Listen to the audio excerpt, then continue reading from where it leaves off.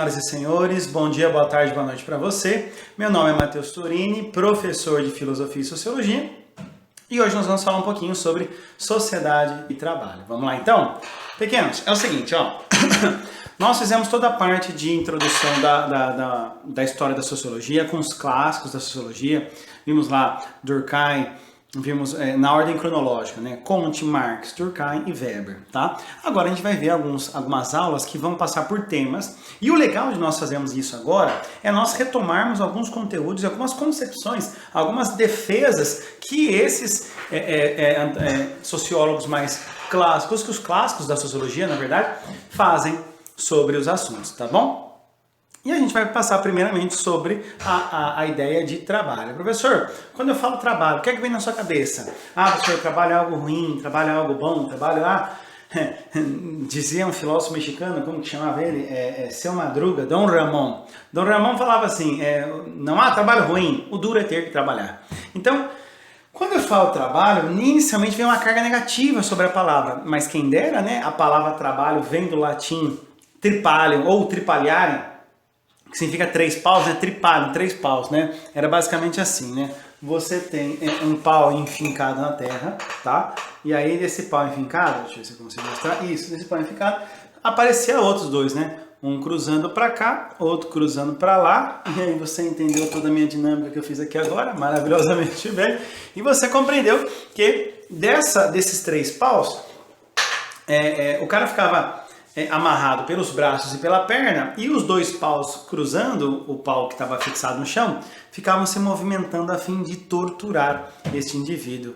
É isso mesmo, senhoras e senhores. O tripalium, tripaliare, vem de tortura. A palavra trabalho, então, vem de tortura, torturar. Professor, será que tortura ou trabalho é uma tortura? Pequenos, eu vou te mostrar isso com algumas narrativas na história toda da humanidade, principalmente do mundo ocidental, obviamente, que mostram que, inicialmente, a concepção que se tinha do trabalho era uma concepção negativa. Vocês lembram da narrativa sobre Adão e Eva? Adão e Eva estavam lá no paraíso, Adão e Eva têm tudo para si, só não podiam comer um dos frutos de uma das árvores que estavam dispostas. Deus falou, ai, ai, ai, não vai comer disso daqui. E aí Adão e Eva acabam comendo. Aí Deus chega para Adão e fala assim, o que aconteceu? Ai, ai, ai, ai, ai, ai. E aí Adão fala, olha, foi a culpa da Eva, tal, covarde e tal. Mas aí ele é castigado. Com o que ele é castigado? Lá no livro de Gênesis, capítulo 3, eu acho que é. Ele é castigado com vá trabalhar. Do suor do teu rosto comerás o teu pão. Essa é a fala de Deus para Adão. Ou seja, pequenos, parece que o castigo de Adão foi trabalhar. E parece que o trabalho é fruto de um castigo. Por isso que a antiguidade inteira, e olha que o livro de Gênesis foi escrito em 1500 anos antes de Cristo. Então, 1500 anos antes de Cristo, a concepção que se tinha do trabalho era uma concepção de algo ruim, algo negativo. Não à toa que os escravos eram prisioneiros de guerras que eram destinados para o trabalho forçado. Então, é óbvio, pequenos, que o trabalho nessa antiguidade, e por muito tempo, foi conotado com um sentido negativo. Porém, pequenos, quando a gente vê lá o Renascimento, o renascimento comercial urbano, a formação dos burgos, das vilas, parece que o burguês começa a ganhar dinheiro com venda. Lá na crise, na Baixa Idade Média, né, do século XII em diante, a gente já vai ver que essa comercialização, que os comerciantes começam a ganhar dinheiro com trabalho. E não aquela nobreza, uma nobreza também que já tinha muito, né, dessa nobreza decadente, que extraía só do trabalho dos seus vassalos. Não, parece que, e o vassalo nunca enriquecia, afinal de contas, né, no sistema feudal, você pagava mais impostos do que, minha nossa, né? Então, quando você tem o burguês ali começando a ganhar dinheiro com o comércio, parece que trabalhar é bom. E essa narrativa, ela é mudada nas histórias ocidentais. Então veja, de Adão e Eva, o trabalho é um castigo, nós fomos para a formiga e a cigarra. Você lembra dessa narrativa? Você lembra disso, né? Formiga e cigarra, né? A formiga só trabalha, cidadão de bem, trabalha. tem uma arma na cintura e tal, e a formiga petista, cotista, sindicalista, ela só vagabundeia. Nossa, vida como vagabundeia, meu Deus do céu, tal. E aí chega o inverno, a formiga petista, ela chega e fala, não tenho o que comer, porque só fiquei vagabundeando e fazendo greves durante o verão. E a formiga, cidadão de bem, que não respeita o isolamento social, mas que tem uma arma em suas cinturas, vai dar um tiro no vírus, obviamente. A formiga chega para a cigarra, pede sua ajuda, a formiga concede a ajuda para a cigarra por sua vez que acaba dando aceitando a ajuda da formiga em si. Moral da história: trabalhe para ajudar o coleguinha, Você já deve ter visto também a história dos três porquinhos. Quem tem medo do lobo mau, lobo mau, lobo mau? Os três porquinhos. Tem o primeiro porquinho que faz a casa de palha, o segundo porquinho faz a casa de madeira, o terceiro porquinho faz a casa de alvenaria. Por que o primeiro fez de palha? O primeiro fez de palha porque queria brincar algo, né? E o segundo de madeira porque queria brincar algo. Mas o terceiro, esse aí trabalha bastante. Então, esses três porquinhos, né? Um era o Eduardo, o outro era o Carlos, o outro era o Flávio. Então os três porquinhos vieram, até que veio o Boulos, o lobo Boulos. O Boulos veio, sopra, derruba a casa de um, derruba a casa do outro, mas o terceiro não. Este aí consegue ficar intacto porque trabalhou mais. Moral da história: trabalha. Porque trabalhando mais, dedicando, compensa ter uma coisa de qualidade, mesmo que custe mais trabalho. A Cinderela, pessoal, ela já é um pouquinho mais aberta com a figura da trabalhadora, né? Porque se antigamente você lembra aquele conto? Tem um conto, agora eu não lembro, da princesa que foi dormir em 1000 colchões, sei lá, mas tinha uma ervilha lá no último. E ela foi dormir e somente uma princesa verdadeira sentiria o incômodo de uma ervilha. E aí, pequenos, na Cinderela é completamente ao contrário, né? A Cinderela não é essa figura dessa princesa mágica, dessa princesa intocável, essa princesa delicada. É a figura da trabalhadora, a gata borralheira mesmo, né? O pai dela a mãe dela acabou morrendo, o pai dela casou com uma outra desgraçada, uma biscate, uma vadia, que tinha aquelas duas piranhas, aquelas duas meia-irmãs dela, tá? E aí aquelas duas meias-irmãs eram tratadas a pão de ló, enquanto ela ficou condenada a fazer o serviço doméstico da casa. O pai morre, isso se legitima, tá? E aí, quem é que vai ser a princesa? Não é a figura das duas dondocas, é a figura da Branca de Neve em si. Então, eu não sei se você percebeu, pequenos, nesse exato momento, a figura da princesa é associada a uma trabalhadora, coisa inédita na história. Não inédita no sentido... Inédito no que eu digo é no sentido de... Óbvio que você vai ter outras histórias que vinculam o trabalho e essa honestidade, mas você tem os predicados e tal, das princesas, mas você tem essa história, a distinção clássica de que aquela que vai ser a princesa, aquela que vai se dar bem no final, por conta do príncipe, é a quem trabalha. Então isso é muito otimista com a figura do trabalho em si. E a Bela Adormecida, pequenos, você lembra? A Bela Adormecida foi castigada. Qual foi o castigo da Bela Adormecida? Dormir. Meu Deus, castigue-me a mim. Por quê, professor? Porque, veja, o castigo associado, o sono é associado a um castigo no sentido de ser um problema, preguiça, tal, todas essas coisas erradas. Então, a Bela Adormecida acaba, de alguma forma, sendo essa figura que vai agora recriminar, entende isso? Que vai agora recriminar a preguiça e tudo mais. Percebeu, pessoas, como ao longo da história a gente mudou a narrativa? Aquilo que era negativo passou a ser positivo, no caso, o trabalho. O que é trabalho, professor? Trabalho é a aplicação de forças e faculdades humanas para alcançar um determinado fim, basicamente isso. Então você tem um objetivo. O professor me dá um exemplo, você quer fazer um bolo. Você está na sua casa, está com fome, vou fazer um bolo. Na hora de fazer um bolo, você não precisa aplicar forças e faculdades humanas. Na hora de fazer um bolo, você não precisa, pequenos, aplicar esforços intelectuais e braçais. Você precisa, isso é trabalho. Aí você vai lá, faz o bolo e come, isso é trabalho. Servidão é quando alguém aplica a força de trabalho para poder doar a uma parcela de pessoas. Dê um exemplo, professor, eu faço um bolo e levo para a escola para poder comer com meus alunos. Isso é uma servidão, ok? A escravidão, o efeito é o mesmo. Por quê? Porque na servidão e na escravidão, terceiros desfrutam daquilo que eu produzi. É que na servidão é com o meu consentimento. Isso acontece voluntariamente. Na escravidão isso acontece involuntariamente. Na servidão eu tenho acesso direto àquilo que eu produzi, apesar de não ser tudo que eu produzi, mas eu tenho acesso direto àquilo que eu produzi. Na escravidão eu não tenho nada de acesso.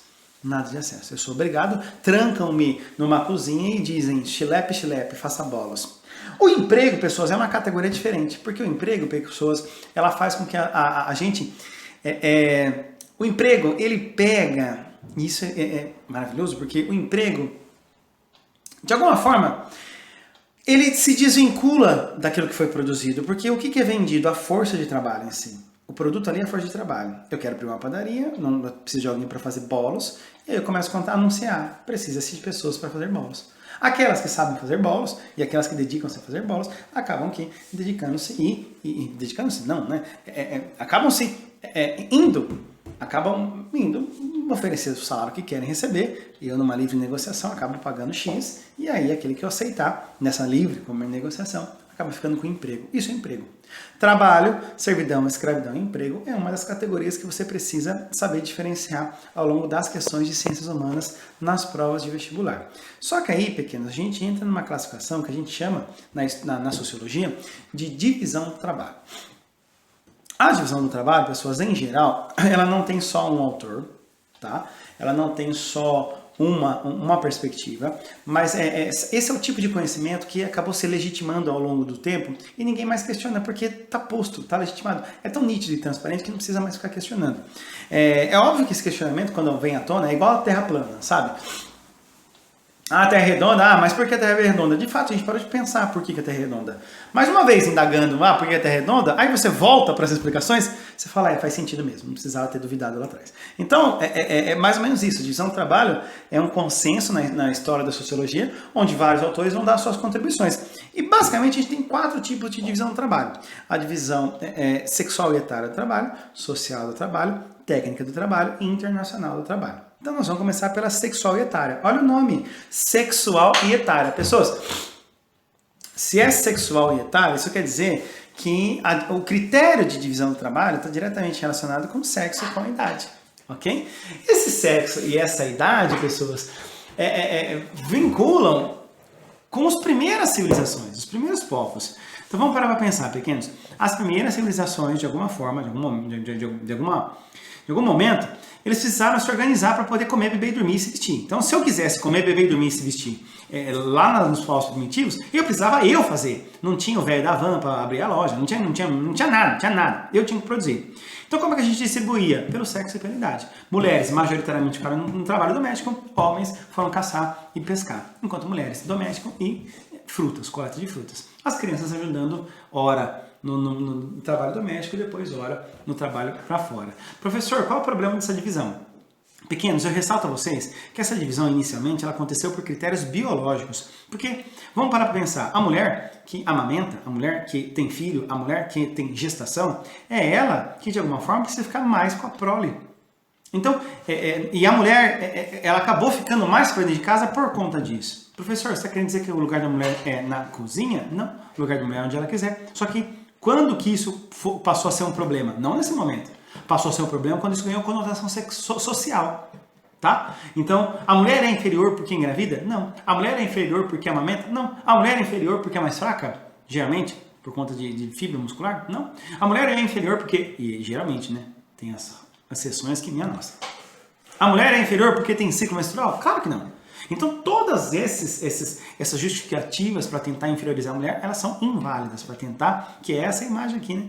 Para tentar dizer, não, a mulher ela tem mais benefício. Não tem não, filho, é uma questão biológica. Se você engravidasse, meu querido homem, seu macho alfa escroto, se você engravidasse, você ficaria na casa. É simplesmente assim, tudo bem? Então a gente não pode dar conotação social ou diferenciação da mulher por conta desses elementos. O fato é que a sociedade, nesse primeiro núcleo familiar, começa a crescer. Começa a crescer, e aí já tem uma sociedade mais complexa. E o que as pessoas percebem? Que elas não precisam fazer tudo. Eu vou fazer roupa, alguém faz sapato, alguém planta, alguém faz ferro, e alguém faz barro, alguém faz vaso, e a gente, troca. Eu não preciso fazer tudo, porque a sociedade se complexificou. Tá bom? Nós estamos falando da divisão social do trabalho. Do que nós estamos falando, professor? Pequenos, se antigamente eu tinha que fazer tudo, agora não. O ferreiro aparece aqui para fazer os elementos de ferro, o artesão, o alfaiate, o carpinteiro, o agricultor, o sapateiro. São profissões que vão aparecendo aqui nesse momento com a complexificação da sociedade, e aí a gente percebe que eu não preciso produzir tudo. Eu sou responsável por um processo, uma unidade produtiva na história da sociedade, enquanto isso, outra vai ser responsável por outra unidade, e aí a gente vai trocando, seja por escambos, seja por unidade monetária. Acontece aqui, pequenos, você tem uma característica bem tranquila aqui. Eu, sapateiro, sabia fazer tudo de sapato nesse momento. Então, claramente, eu sei fazer tudo de sapato no processo sapatístico. Essa vai ser a diferença da visão social para a divisão técnica do trabalho. A divisão técnica do trabalho, pessoas, ela faz o quê? Pego aquela profissão e fragmento ela em inúmeras operações. Eu pego aquela função, daí a expressão funcionário, e fragmento elas em várias operações, daí a expressão operário. O que é o operário, professor? O operário, pessoas, é aquele que faz uma operação no processo produtivo. Vamos pensar no calçado? Eu falo aqui de Jaú, terra do calçado feminino. Eu trabalhei com calçado na história da minha vida, então você sabe muito bem que no calçado você tem hoje, na fragmentação, você tem aquele que desenha, aquele que faz a modelagem, depois você tem o corte, a montagem, o pesponto, que a gente fala a costura, e a montagem do sapato. Muito bem, vamos no detalhe da montagem. Na montagem, como é que começa, professor? Pega a forma, prega a palmilha, passa a cola na palmilha, passa a cola no corte. Depois dessa passação de cola, o que você faz, professor? Monta bico, monta traseiro, monta meio, tira o prego, lixa o sapato, passa a cola no sapato, passa a cola na sola. Alguém encosta o sapato e sola, alguém prensa o sapato, alguém tira da forma, alguém prega o salto, alguém cola a taloneira, alguém limpa o sapato, alguém retoca o sapato, alguém revisa o sapato e alguém põe o sapato dentro da caixa e dessa caixa vai para a expedição. Não sei se os senhores perceberam, pequenos. Nesse exato momento, o que nós temos aqui? Nós temos aqui a fragmentação desse operário. Vou te perguntar, o cara que arranca prego, ele tem uma profissão? Arrancador de prego de sapato? Ele é um operário, faz uma operação múltipla. Qual é o lado positivo e o lado negativo disso, professor? Produz mais, com certeza. O Adam Smith vai no texto de A Riqueza das Nações, ele vai falar disso, né? Só que uma fábrica de alfinetes, né? Um desentorta arame, o outro corta, o outro faz a cabeça, o outro afia. Nossa, 10 funcionários fazem aí 40 mil alfinetes por dia. Tá certo? Para ele, isso é bom por quê? Porque o Adam Smith está pensando em aumentar a produção para poder distribuir mais. Se tem aumento de produto, tem queda de preço e todo mundo consegue ter acesso. Mas no caso aqui, pessoas, qual é o efeito? Que é o que a gente vai falar daqui a pouquinho. O efeito que esse trabalhador, que sabia fazer tudo aqui na divisão social do trabalho, agora ele faz só uma operação na divisão técnica do trabalho. Tudo bem? A divisão internacional ela fica bastante por conta dos professores de geografia, e eu vou deixar um pouquinho de coisa para ele, porque senão eles não vão ter aula do que dá, só vão ter aula de bioma para dar. Ah, meu Deus. Você sabe que o geógrafo é um biólogo que é de humanas, né? Você sabe disso. Ele reprovou em anatomia e acabou colocando ele numa área chamada geografia, tá bom? Beijo aos meus amigos geógrafos aí.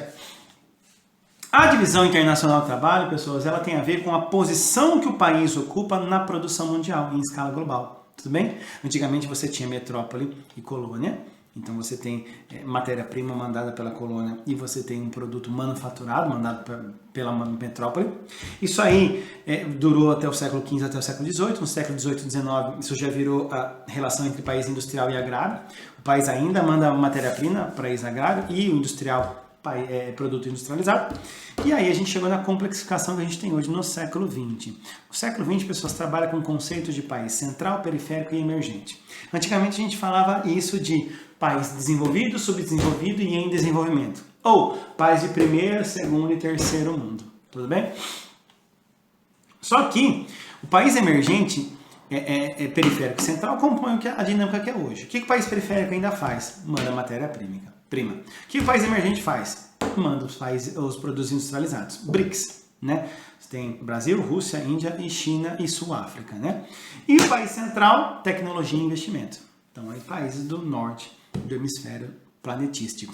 Tudo bem, pessoas, até aqui? Eu não vou me deter muito na divisão internacional, porque a gente teria que entrar em relações geoeconômicas e relações geopolíticas. Vou deixar para o tio de geografia fazer esse envolvimento. O que nos cabe destacar, professor, que ao longo dessa classificação, autores como Marx e Durkheim são dois autores que trabalham muito com a categoria trabalho. E o que é que o Marx vai dizer, professor? O Marx vai dizer o seguinte, pessoas, o trabalho, aquela frase do tipo, o trabalho humaniza, o trabalho dignifica o homem. Pessoas, quer mentira maior do que essa? Ah, professor, claro, não, o trabalho sempre dignifica o homem. Tudo bem, pergunte isso a um trabalhador do Uber. Você está falando que não é digno trabalhar no Uber? Não, não estou falando que... Eu estou falando que a condição de trabalho dele não é digna. Simples assim. Se ele cai com a moto, quem é que paga? Quem é que garante o sustento dele? Não. Esses dias eu passando no shopping, eu estava na frente ali, pegando batata frita, e na frente ali no drive-thru, no sistema drive-thru, tinha vários motoqueiros, mas vários, 5, 6 acho que tinha ali, esperando alguém gritar de lá de dentro, quero uma moto! E aí eles se organizaram em fila, de maneira que um ia depois do outro, para poder fazer a entrega. Deixa eu te perguntar, qual é o vínculo empregatício que ele tem com aquelas empresas? Nenhuma. E com o aplicativo? Menos ainda. Really? Que você vai dizer que esse tipo de trabalho... O cara tá lá esperando no frio. No frio. Esperando alguém gritar, eu quero uma moto. E o senhor vai olhar para mim e vai dizer que o trabalho dignifica? Não, o trabalho não dignifica. Não nesse sentido. Professor, o que Marx pensa disso? O trabalho para humanizar, o trabalho para dignificar, ele tem que ser praxis. Você lembra do conceito de praxis? Professor, o que é praxis? A praxis, ela é a ação humana material que usa inteligência. Ação que une prática e teoria. Você vai fazer um bolo, você não precisa da teoria na cabeça? Precisa, mas também não precisa do manuseio? Precisa. Essa prática humaniza você. Essa prática te torna mais humano, porque é isso que nos diferencia dos demais animais para Marx. Quer melhor forma de humanizar alguém, se não for pelos elementos laborais que fazem o ser humano se enxergar e produzir e ver em si uma finalidade para além do consumo? Quanto tempo você gasta com aqueles videozinhos, sabe? O cara pega um pedaço de madeira e transforma num rá. O cara pega um pedaço de plástico e transforma num rá. O cara vai derretendo, o cara derrete ferro aqui e aí vai soldando. Ou então, você nunca viu aquele cara lá, indígena, que o cara vai com a mão cavando assim a terra e depois faz uma oca muito da hora, muito bonita. Você fala, nossa, que fenomenal. Pois é! O que Marx está dizendo? Que a matéria, que o trabalho humaniza o homem quando é praxis. O que é o trabalho enquanto prática, professor? Que é mente e é mão, que é corpo e mente. Quando o senhor pensa no trabalho, o senhor pensa no trabalho apenas quando corpo. O senhor pensa em um castigo porque, ficar numa linha de produção de fato é um inferno. E claro que é. Porque o que o trabalhador é estimulado na sua inteligência ao ficar em pé numa linha de produção arrancando prego? Nada, nada, nada e nada. Ele é uma mera máquina ali. Ele é um mero reprodutor. Ele é uma mera peça, para poder citar os tempos modernos, quando Charlie Chaplin entra dentro da máquina e passeia dentro das engrenagens. Ele é uma mera peça ali. Colocar ele ou qualquer outra pessoa, tanto faz. Colocar ele uma máquina que fizesse isso, tanto faz. O que ele faz ali é uma mera reprodução de repetições de movimentos. Trabalho humaniza para Marx quando o trabalho ele é nada mais, nada menos do que... A minha bateria indo embora. Do que nada mais, nada menos do que a prática humana. Então você sabe qual seria o sonho do Marx? O sonho do Marx talvez seria o seguinte, né? Na escola você pudesse carpir lendo Shakespeare. Essa é a ideia. Carpir lendo Shakespeare vai desenvolver sua atividade física e atividade mental. Isso é uma humanização. Você, bolsominion que me assiste agora, professor, eu acho que o preso tem que trabalhar, porque... Você acha que o preso tem que trabalhar? Você concorda com Marx, cara? O preso tem que trabalhar, mas não esse trabalho repetitivo. Aliás, Marx universaliza o trabalho. Todo mundo tem que trabalhar, porque o trabalho humaniza o ser humano. Trabalha enquanto praxis. Não vem com o trabalho de chimpanzé, e com todo respeito aos chimpanzés, mas não vem com o trabalho repetitivo, não. Que esse aí mesmo é deprimente. Esse aí degenera a humanidade que há em mim e em você. Para reproduzir? Não, eu quero reflexivo. E é essa a exigência de Marx. O que o Marx percebe? Que ao longo da história, nas relações de trabalho, você sempre teve alguém que produziu e nunca ficava com aquilo que produzia. E você sempre teve alguém que ficava com aquilo que produzia, mas nunca produzia porcaria alguma. Os modos de produção são diferentes, mas as classes são as mesmas. Você já conhece o discurso marxista. Sempre foi capitalismo, professor? Não, antes disso foi feudalismo. E antes disso, escravagismo. E antes disso, asiático. E antes disso, modo comunal ou primitivo. Ok? Se você observar, pequenos, todos esses momentos você vai ter duas classes. O que Marx está querendo então? Marx está querendo usar a categoria trabalho para poder revolucionar a sociedade. Qual é o efeito, professor, desse modo que a gente vive hoje? Alienação. Você já conhece esses conceitos, Marx? Alienação, fetichismo e reificação. Professor, o que é a alienação? A alienação nada mais é do que o estranhamento daquilo que eu produzo comigo mesmo. Eu produzo, mas eu não me vejo ali. O fetichismo, pessoas, é quando o produto ganha mais importância do que eu. Eu falo lápis de cor Faber-Castell. Como se Faber-Castell se fizesse sozinho. Como se o lápis não tivesse um produtor atrás, um operário atrás para poder fazê-lo. E a reificação é quando o trabalhador vira uma coisa. Daí, a justificativa de mandar embora. Criar esse exército industrial de reserva. O que é um exército industrial de reserva? Pessoas desempregadas. Para quem se interessa o desemprego, pessoas? Para o trabalhador? Para o empresário, que agora pode pagar o que ele quiser, já que está todo mundo desempregado. Para concluir com ele, Émile Durkheim, nós vamos falar um pouquinho sobre... Porque o Durkheim, quando ele olha a categoria de trabalho, e o livro dele, Divisão Social do Trabalho, Divisão do Trabalho Social, não Social do Trabalho, acho que é Divisão Social do Trabalho, ele vai falar exatamente disso. Nós tínhamos um estilo de sociedade e ela mudou. Esse estilo de sociedade mudou por conta do capitalismo e da divisão social do trabalho. Quem fez com que a sociedade mudasse foi a divisão do trabalho. Por quê? Porque a gente organizado de uma forma tinha um tipo de solidariedade social. O que é a solidariedade social, professor? Grau de consenso, lembra disso? Por algum motivo eu não dou na sua cara. E o fato de não dar na sua cara não é porque eu gosto de você, é porque tem alguma coisa que me breca. Nas sociedades mais primitivas, logo, nas sociedades com menos divisão do trabalho, a solidariedade ela era mecânica. Ou seja, a gente se ligava mais, que é o que está aqui, ó. Opa, que é o que está aqui, ó, tá vendo? A gente se ligava mais por valores, por tradições, a gente se ligava mais, se respeitava mais por conta dos laços que a gente tinha. Mas a gente era mais independente, porque veja, eu no meu sítiozinho, sociedades basicamente rurais, eu no meu sítiozinho planto tudo que eu preciso para comer. Eu necessariamente não preciso da sua fazendinha, mas por um respeito de uma tradição, nós nos damos bem. Ok? Eu ajudo a carpir o seu quintal, você ajuda a cobrir o meu celeiro. É basicamente isso. Tudo bem? A consciência coletiva é maior. E nós nos ajudamos mais mutuamente. Por isso que o direito aqui ele é punitivo. Ele é repressivo, ele é opressor. Por quê? Porque vem impune. Se alguém fizer um xixi fora do pinico, a gente enforca em praça pública, está tudo resolvido. Mas nas sociedades tidas como modernas, nas sociedades tidas como industriais, a divisão do trabalho é mais acentuada.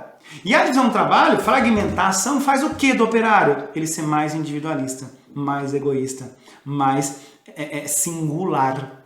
Então, a solidariedade que o Durkheim chamou de orgânica é uma solidariedade, pessoas, que trabalha com a divisão do trabalho, onde a gente ficou cada vez mais diverso, cada vez mais individualista, cada vez mais singular. Então a gente não se liga mais por valores. Você sabe por que a gente se respeita? Para Durkheim, na solidariedade orgânica? Por conta da lei.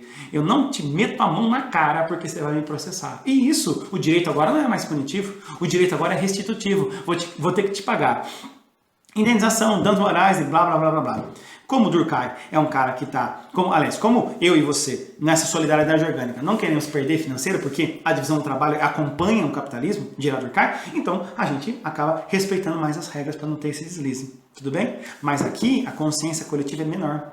A consciência individual é um pouquinho mais avantajada, mas ainda presa à divisão do trabalho. E veja, olha que a gente, apesar de ser mais individualista, a gente é mais dependente. Por quê? Porque a fragmentação do trabalho faz a gente depender de outros ramos. Exemplo, professor, greve dos caminhoneiros. O que é que você tem a ver com os caminhoneiros? Nada. Mas quando eles fizeram greve, parou tudo, você foi diretamente prejudicado. Pensem nisso com os lixeiros, com os médicos, com os professores. Obviamente a gente é mais dependente, porém individualista. É a contradição da sociedade moderna para Durkheim. Tudo bem, pessoas? Sussa? Beijo no seu coração, a gente se vê por aí então, tá? Até mais.